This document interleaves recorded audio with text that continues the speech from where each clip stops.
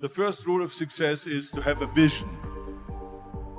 You see, if you don't have a vision of where you go, and if you don't have a goal where you go, you drift around and you never end up anywhere.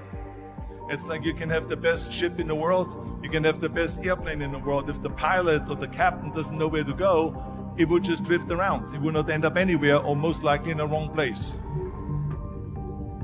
So I was very fortunate that I stumbled onto my vision. I mean, as you know, I was born in 1947 in Austria after the Second World War. And I didn't really like Austria when I grew up. I couldn't wait to get out of there. I couldn't see myself becoming a farmer or a worker in a factory or anything like that. Even though my parents wanted me to stay there and have a normal life. My father wanted me to become a police officer like he was. My mother wanted me just to stay there and marry a girl with the name of Heidi, hopefully, and have a bunch of kids and run around like the Van Trapp family in The Sound of Music. But that was their vision, not mine. My vision was totally different. I felt that I was born for something special, for something unique, for something big. You know how great it felt that I knew where I was going? Imagine the majority of people don't know where they're going. It's when you have a goal, when you have a vision, everything becomes easy.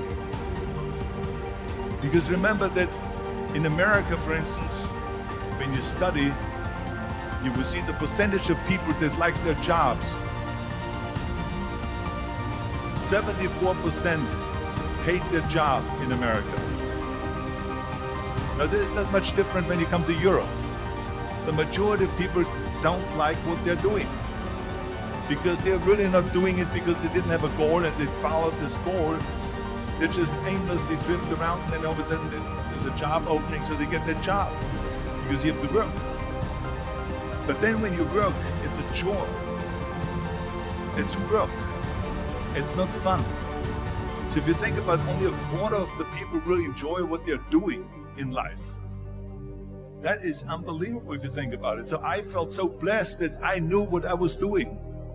It's like a medical student that studies and knows he wants to become a doctor. You know where to go. So I knew where to go. So people always ask me, when they saw me in the gym in the pumping iron days, they said, why is it that you're working out so hard? 5 hours a day, 6 hours a day, and you have always a smile on your face. The others are working out just as hard as you do, and they look sour in the face. Why is that? And I told people all the time, I said, because to me, I am shooting for a goal. In front of me is the Mr. Universe title.